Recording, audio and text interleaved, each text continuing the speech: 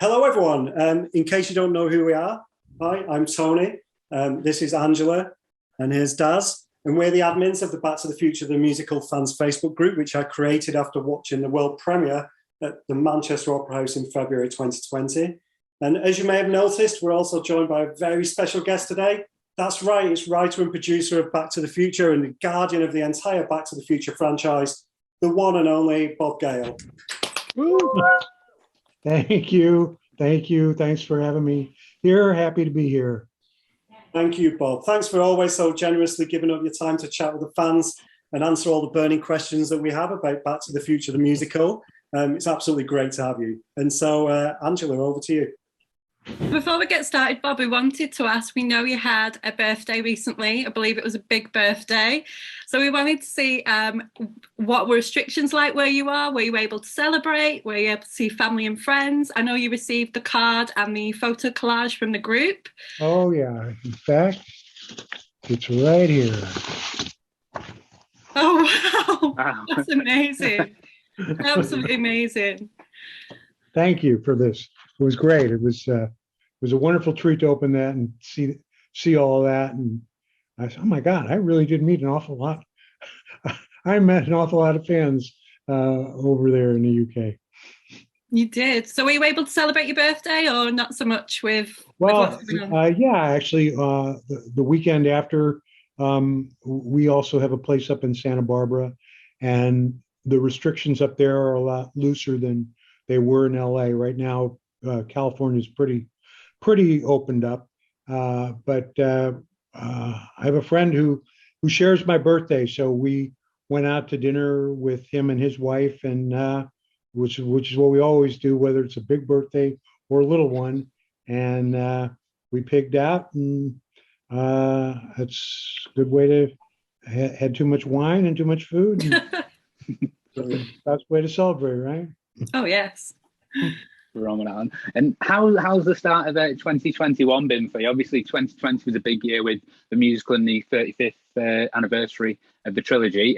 How's it been so far, and are you looking forward to coming back to the UK soon? I can't wait to get back to the UK.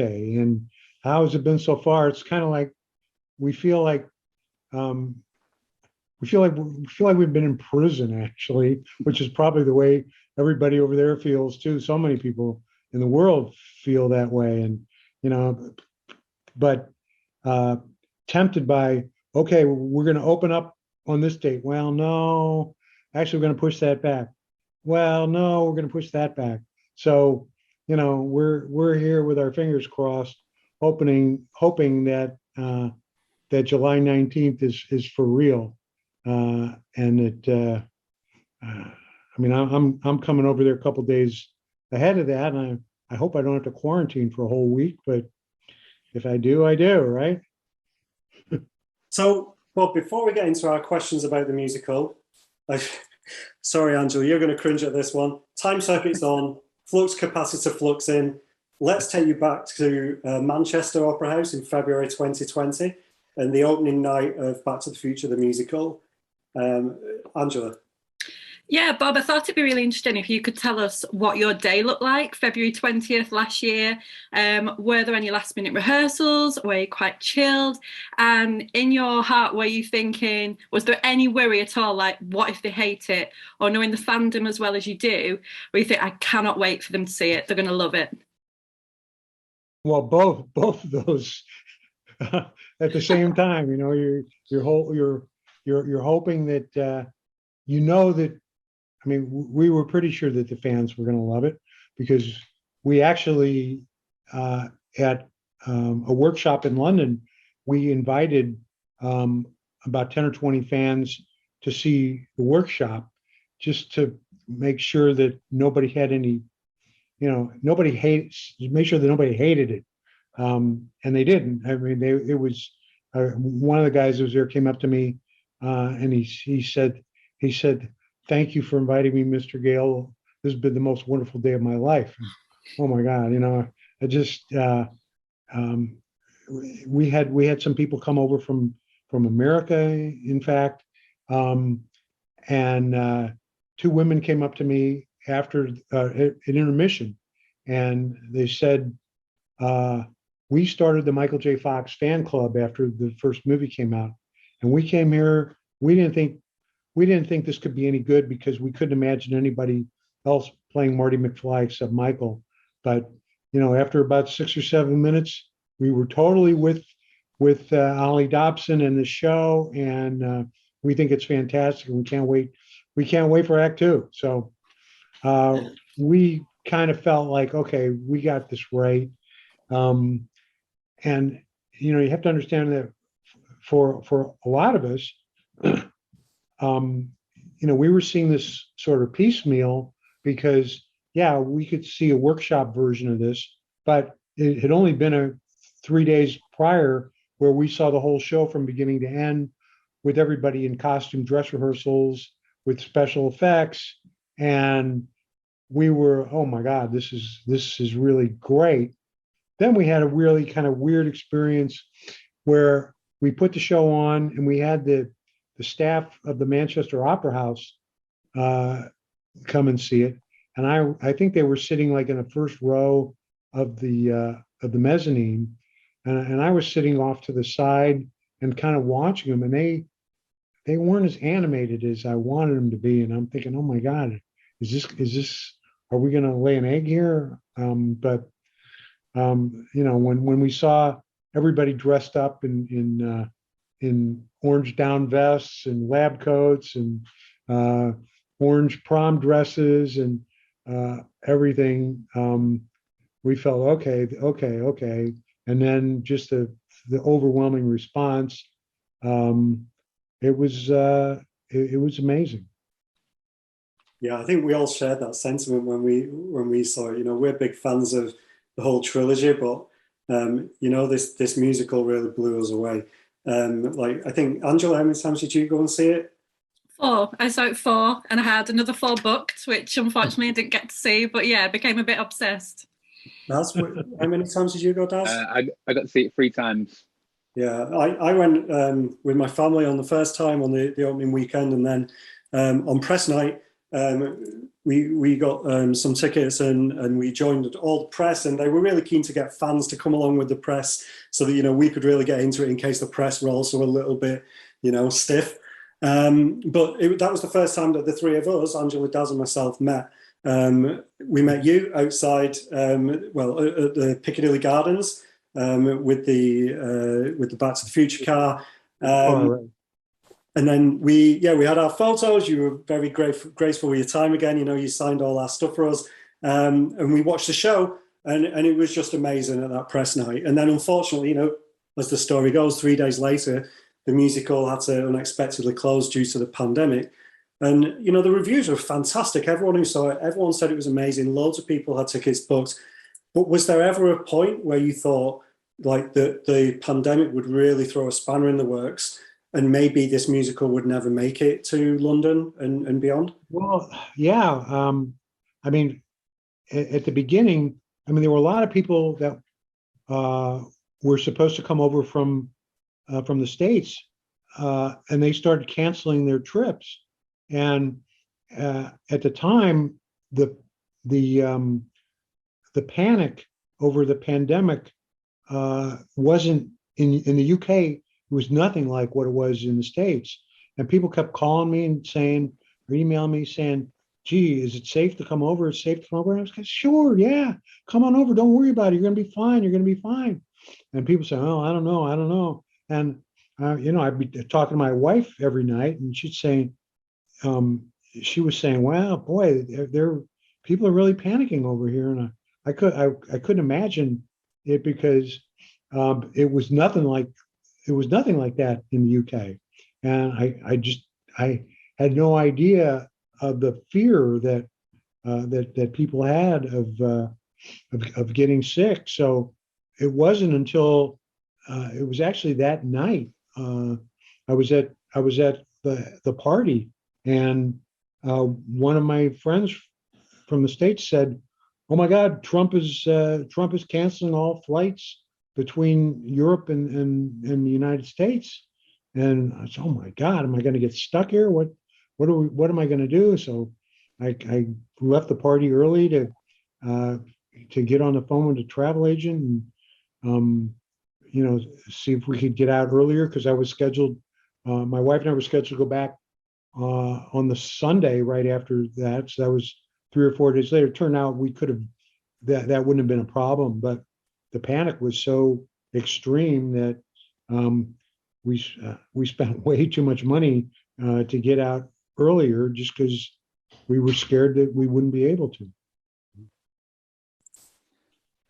So then, yeah, in terms of, were we afraid that we weren't going to get the show back up and running? Not at first, because everybody said, "Oh, this will go away. This will go away in 6 weeks or 8 weeks. It'll, by the summer, everything will be back to normal." But it never was. So we just kept getting more and more worried about it. But on the other hand, every single show was in the exact same boat. So the idea that, thank goodness we had press night, because everybody who needed to see the show did see the show, and including all the theater owners from London who came up to see it. So we were immediately negotiating for a theater, so we weren't worried about that part of it. And then we just figured, okay, well, the only reason that the show isn't going to reopen is because theater doesn't reopen at all. So you just had to, cross your fingers and say your prayers and wait.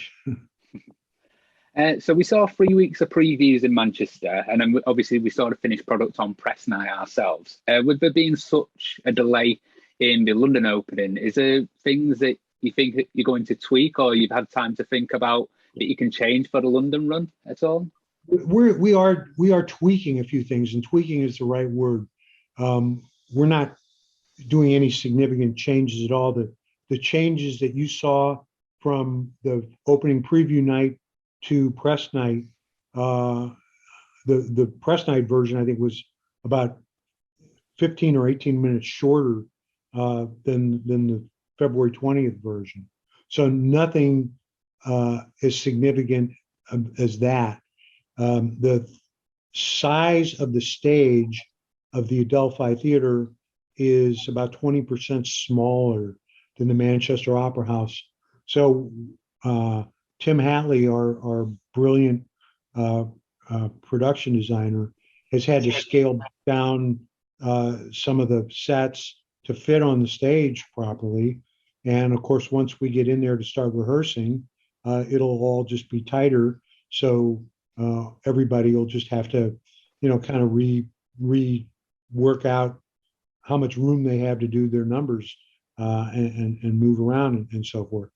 The good news about it being a smaller stage is the venue's a little bit smaller too. And so that means that the people that are even in the way back seats will have a better view of things than people in the way back seats had in Manchester. Got it. So we've asked our members on the Facebook group to give us some questions as well for tonight. We already had like this huge list of things that we wanted to speak to you about. But one of the things that I was really curious about personally, as part of the creative process, is that you're credited with having written the book for the musical. And I was wondering if you could tell us a little bit more about that. Like, does it actually exist as a physical artifact? Is it a notebook? Is it something that's nicely typed that maybe one day we'll see published? Is it similar to a screenplay? Does it include the song lyrics? What can you tell us about the book? Oh, yes, and yes. It's. I mean, everybody has to have. In fact, here it is. Let me just pull it out. Oh, wow. Just see what it looks like here.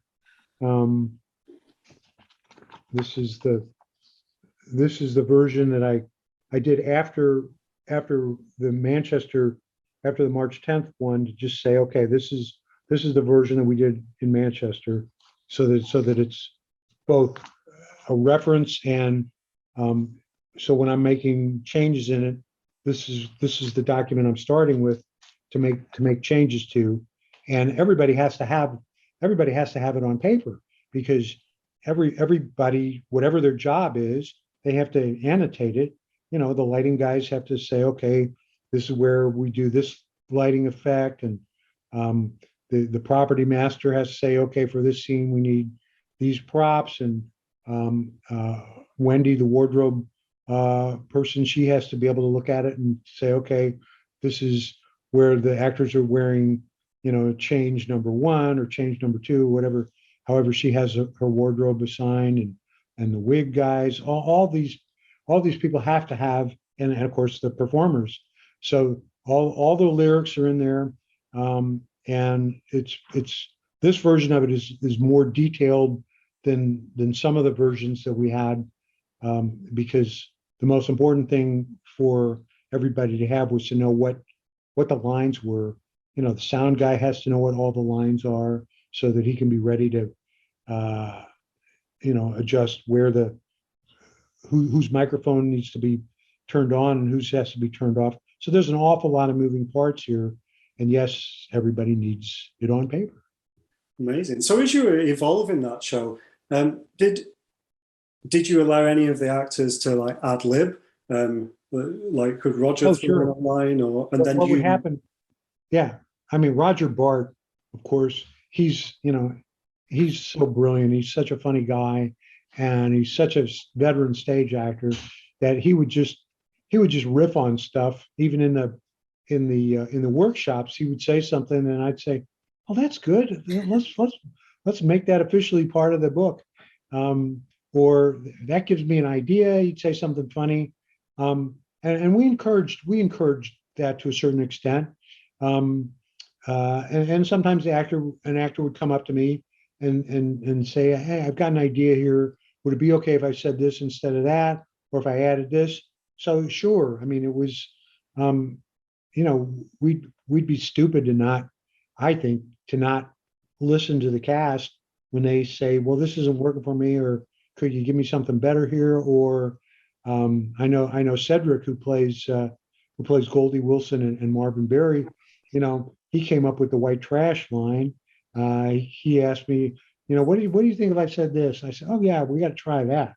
We got to try that." I got a huge laugh in the preview, because I think if you that only came into the show about in the last week of previews, so that line wasn't in there the first time you saw the show.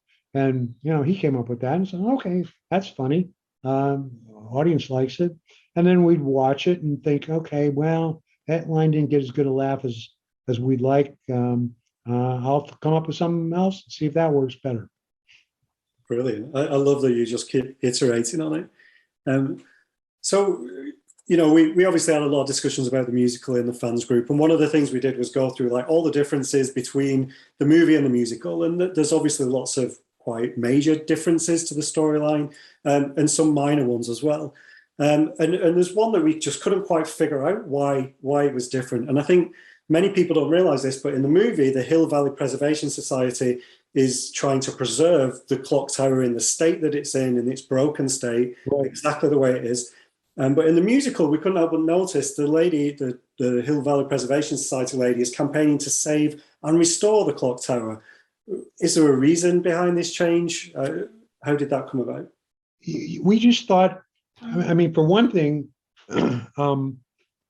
spoiler alert here. The end of the show takes place on the town square. So in the movie, it's just kind of a throwaway. Okay, he's back to 1985, and as soon as he gets back, he's gone, right? He goes to the mall, and then we're at his house. So we don't spend any time there. It just felt like we need to pay this off. And the idea of bringing Hill Valley into the future by saying, yeah, we're going to restore it, we're going to make it into something better than it was, that just kind of felt like that's what we're doing with the whole story here. We couldn't have even thought about doing that in the movie because there was no time and no opportunity to do it. It wasn't that wasn't the focus.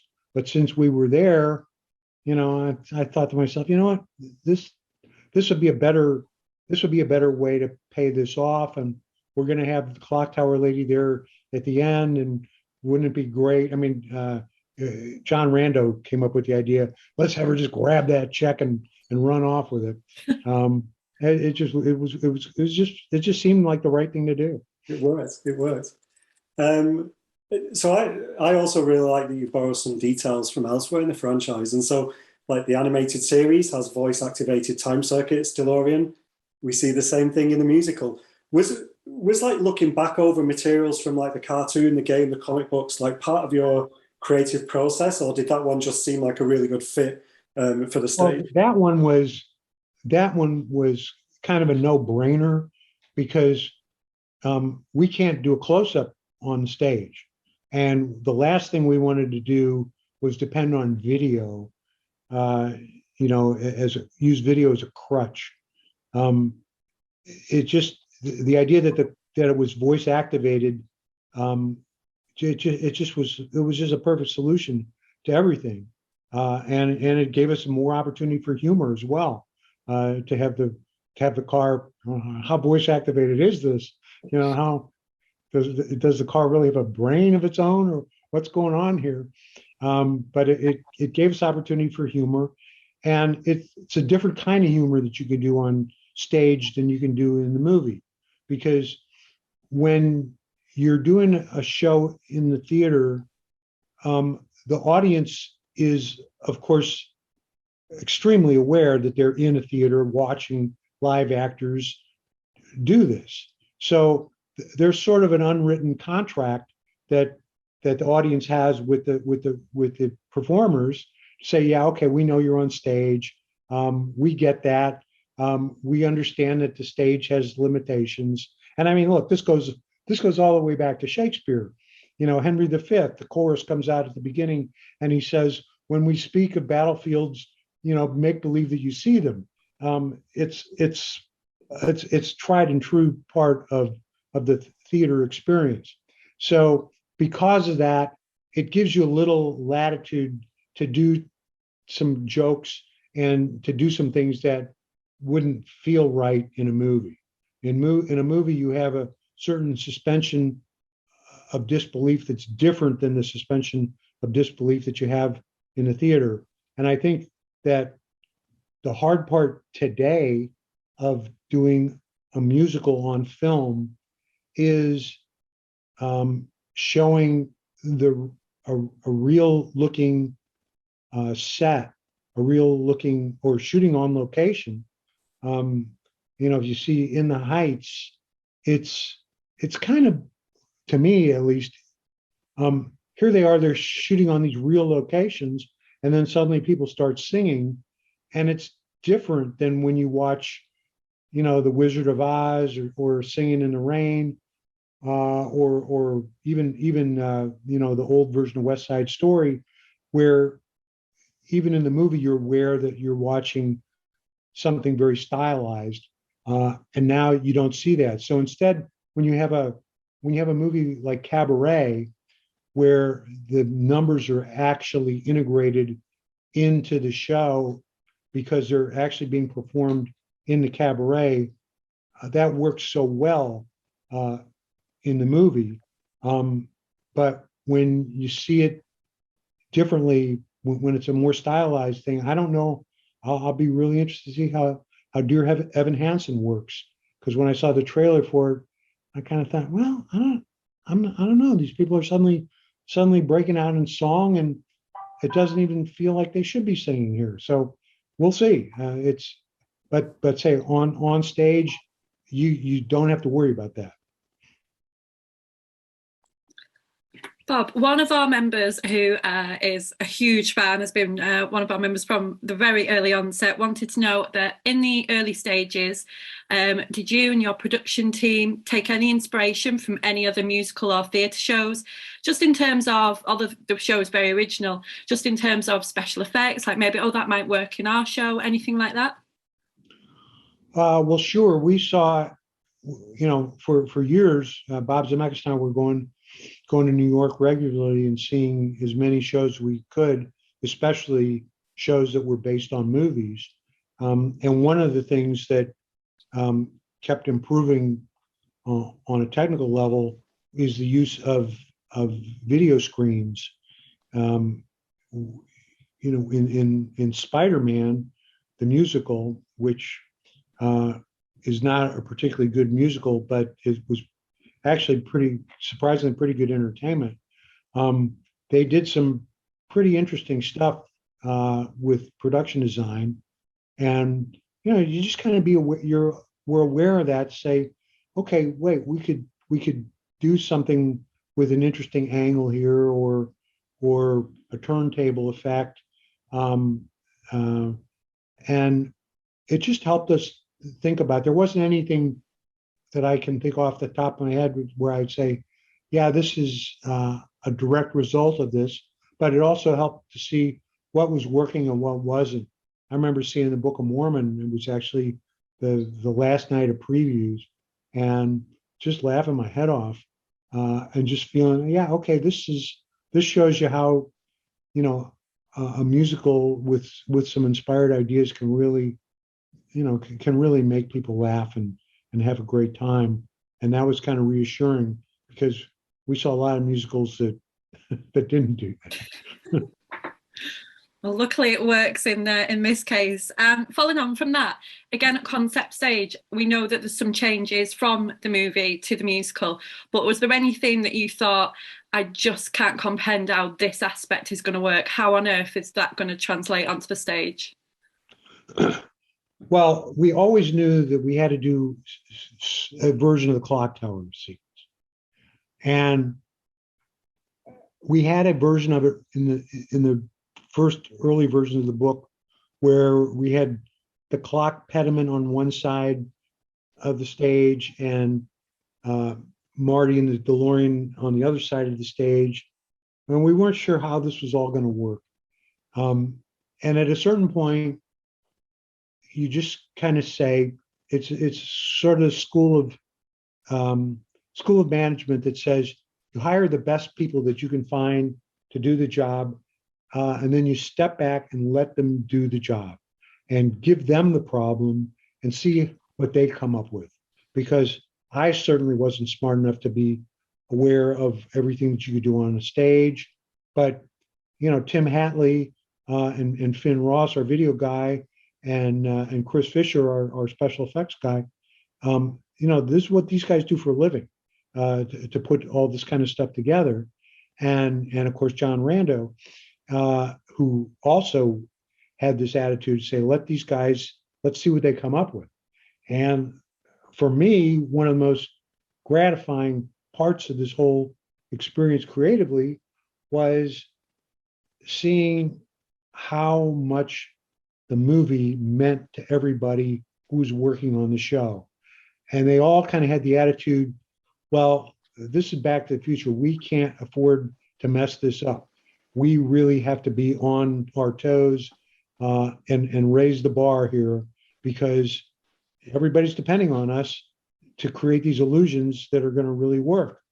And so when I saw these illusions for the first time, I was, when the first appearance of the DeLorean, that was written in the script just like that, because I've seen that effect done in magic shows. I know how that trick works. So when I wrote that, I said, okay, we can do this. This will be great. But the clock tower, I had no idea. And wow, it was, and we kept refining it.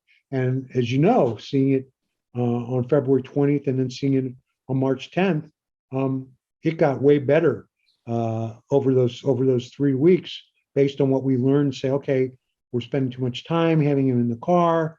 Let's tighten this up. Let's tighten that up. Let's bring the clock in quicker, whatever, all the little tweaks that we did. I think we cut about 5 or 6 minutes out of from what you saw in February to what you saw in March. But it all made it better.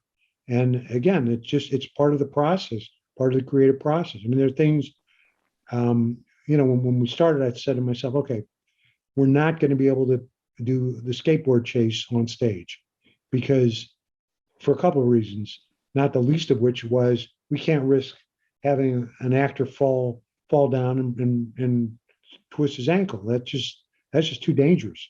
We certainly couldn't have a car chase a skateboard and make it look like anything.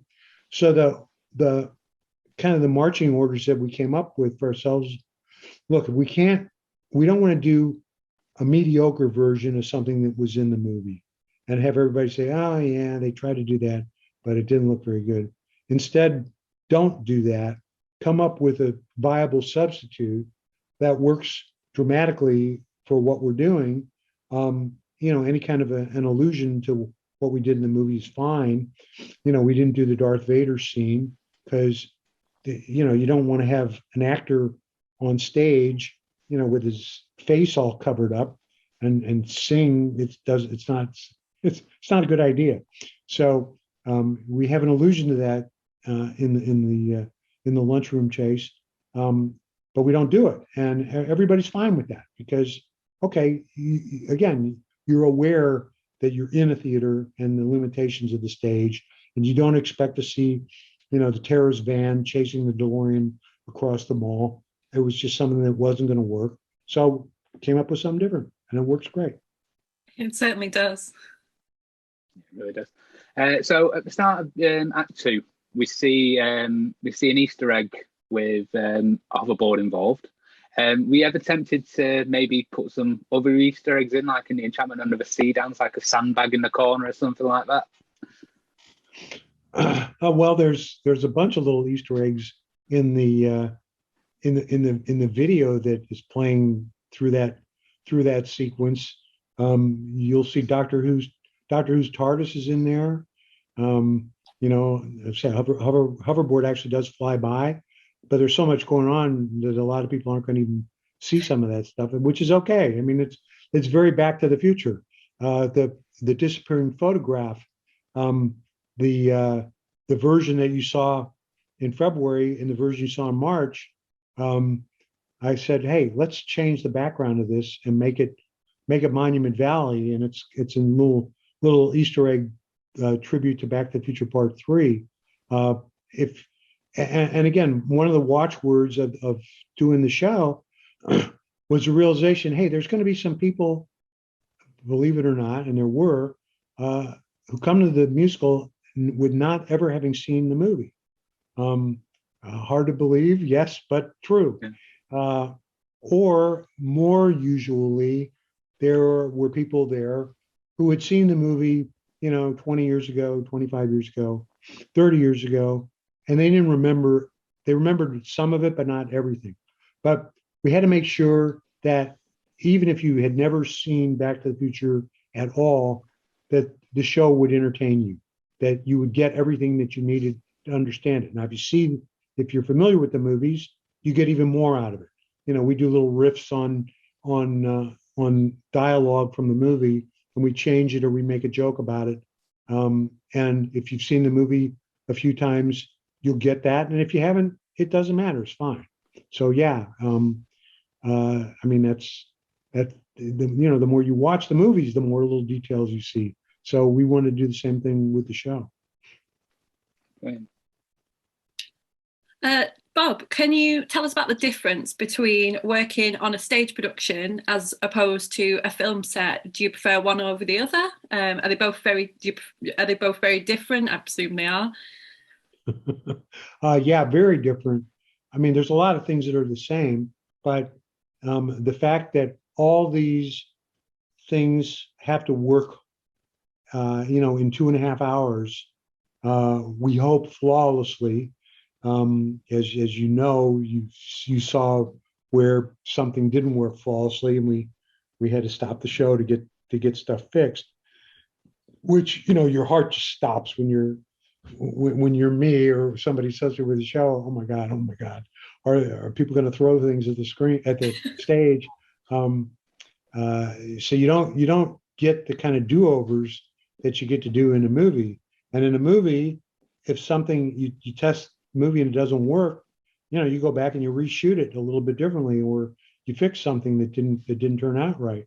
Well, we're always making adjustments. That's what the preview period is for. But at a certain point, you just have to say, okay, we're doing it like this, and let's just, hope for the best. The camaraderie that develops on the stage show is really phenomenal. And you just kind of feel like you're really in the trenches with all these folks. And One day I said to John Rando, I said, I understand why there are people that are just addicted to doing theater, because the energy that you get back from the audience, a live audience every night, and the feeling that you get, there really is nothing like it. It is, the live show. People say, well, why don't you guys, put this on Zoom and put it on? And no, no, no, no, no. No, you need to be there. You need to go. You need to have the live experience. That's what it's for. You want to see a video version of it, watch the movie. There's a really good movie called Back to the Future. You can watch it. But the musical is designed to be on stage. Come and see it on a stage. And, knock on wood, we'll get this. It'll be so popular that we'll have touring productions of it. We'll go to other countries. We'll bring it over here. And we hope it'll play for a really long time.